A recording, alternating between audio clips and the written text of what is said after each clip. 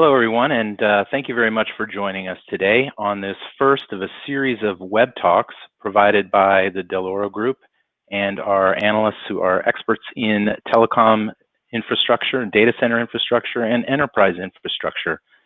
My name is Jeff Heynen. I'm the Senior Research Director for Broadband Access and Home Networking here at Dell'Oro Group.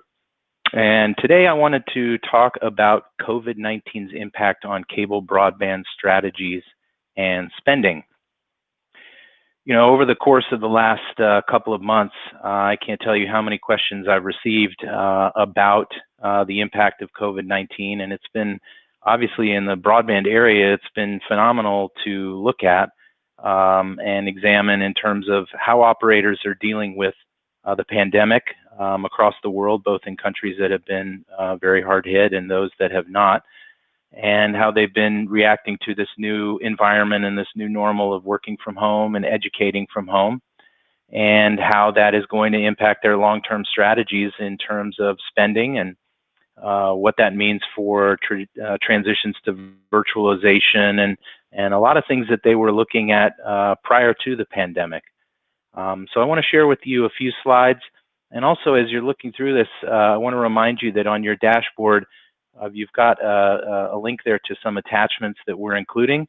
One article I think that we're including as well as just an overview of the research here that we provide on the broadband area. So take a look at those and then also give this a listen, please. So just starting out and taking a look obviously at what we've seen thus far in the first half of the year in the cable space, cable broadband space. And really, you know, by and large, the current infrastructure has handled all these traffic increases extremely well. You know, I've done a survey and a number of interviews with both vendors as well as major cable operators around the world, and they offer anecdotal evidence that their peak upstream and downstream rates have increased on average anywhere from 25 to 150%. With the North American operators being the ones saying that the upstream usage is increasing on the high side. In some cases, they have said that it's increased 300%, but those are sometimes from relatively low numbers on the upstream side. One of the reasons that the broadband networks handle these types of peaks and these types of pandemics so well is that they're designed with a lot of spare headroom, a lot of spare capacity to support just these kinds of instances. The other thing, there's a lot of work that they're able to do with software that's embedded in the DOCSIS 3.1 standard, for example. They can do TCP acknowledgement suppression. They can make sure that everybody has the same access to traffic burst capacity, and just to ensure that the balance is fair across all subscribers. And you know, interestingly, the TCP/IP protocol stack was designed to be a balanced and fair in terms of the algorithms that is used in terms of prioritization across subscribers. But obviously, there's no getting around the fact that with much of the workforce in many countries now working from home, and again, educating our children from home, that there is added consumption, and that added consumption will ultimately accelerate the new purchase cycle for equipment, as well as upgrades to new licenses on those existing platforms to support new capacity requirements. And what we are seeing so far is that the spending focus this year will be on using up all that existing capacity on the CCAP platforms, as well as the optical nodes that are in their network. Obviously, one thing to keep in mind is that the labor shortages are a challenge, of course, and obviously you need to send trucks out in order to do node splits, in order to reduce service group size and increase bandwidth. So until that can happen with more consistency, you're not going to see a whole lot of new capacity purchases being made by operators. It is likely that that won't happen until the second half of the year, when operators have a better understanding of how their networks, what type of new capacity requirements in the future they're going to need. We do expect, though, that we will see accelerated upgrade patterns likely through from the second half of this year all the way through 2021. And again, cable operators are modeling anywhere from 20 to 65% of workforces that they support to remain at home. And so that certainly they have different scenarios, and obviously what type of capacity, what type of investment they'll need based on those different parameters that they have set up.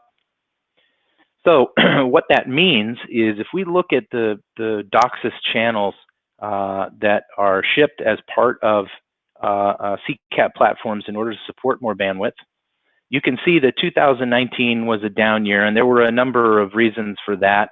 In 2018, obviously, operators had essentially overbought in terms of capacity, and the normal increases in capacity that they had expected from their subscriber base did not occur. So they were sitting on a lot of excess capacity, which turned out actually to work in their favor as they were dealing with the impacts of the COVID-19 pandemic. But what we expect to see in 2020, though, again, is increased spending on those traditional platforms. And those will be in conjunction with a number of new mid-split and traditional node split projects that will be pulled forward as quickly as they can or as the labor conditions allow. And we expect to see in North America a significant amount of new mid-split projects to address those upstream bandwidth constraints.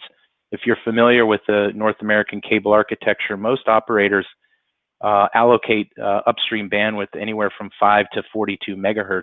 The remaining is really allocated towards downstream, which is really the number that we all as consumers really focus on. But as we add more Ring doorbells and we're uploading more videos, the upstream portion of the network needs to get more attention, and operators realize that. And certainly with Zoom calls and additional video conference calls, they are realizing that very quickly. In Europe, on the other hand, many of those operators have already moved to mid-split. So they're looking at moving to a high-split architecture where they allocate 204 megahertz to the upstream side. So almost near symmetric bandwidth in the short term.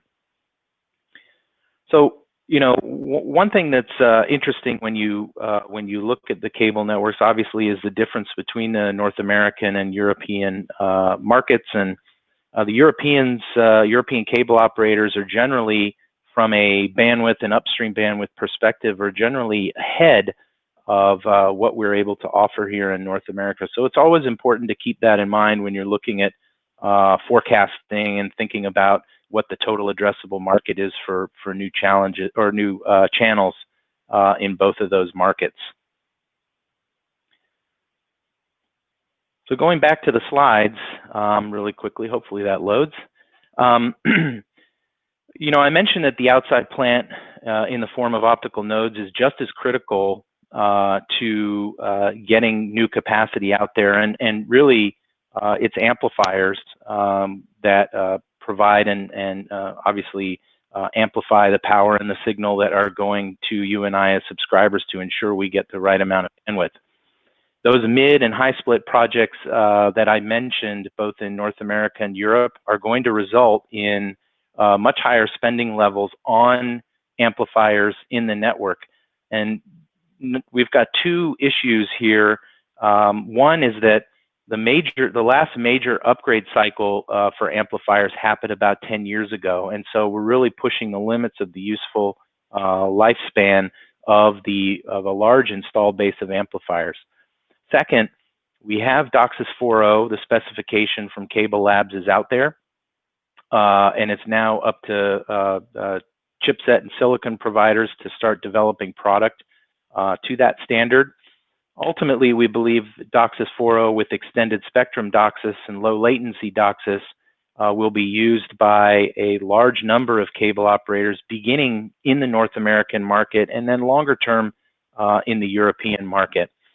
But in order to support the frequency ranges of DOCSIS 4.0, which specify up to 1.8 gigahertz, that's obviously going to require a significant upgrade cycle for the amplifier amplifiers installed throughout cable networks in the world. So again, I think it's important to note that DOCSIS 4.0 will largely be in the early stages a North American phenomenon, and yet we're still talking about 2022, 2023 and beyond at the earliest. Those cable operators will try to maximize their DOCSIS 3.1 infrastructure for as long as they can. And then further beyond that, except in the case of a handful of European operators, they will remain with DOCSIS 3.1 and continue to use those high split architectures that they already have in place.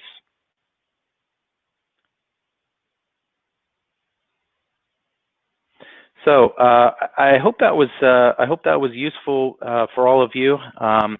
And certainly, if you have any additional questions or if you have any additional commentary after you go through some of the attachments that we've provided alongside this presentation, I'm going to put my contact information up here. Please don't hesitate to reach out to me directly, either at my email address or at my number there. I'm always happy to take your questions whenever they come in, and always happy to hear your commentary about what is a relatively new endeavor for us here at Dell'Oro Group with these presentations. I hope you found it useful. I hope you all are staying healthy. Take care, and we'll see you all again soon.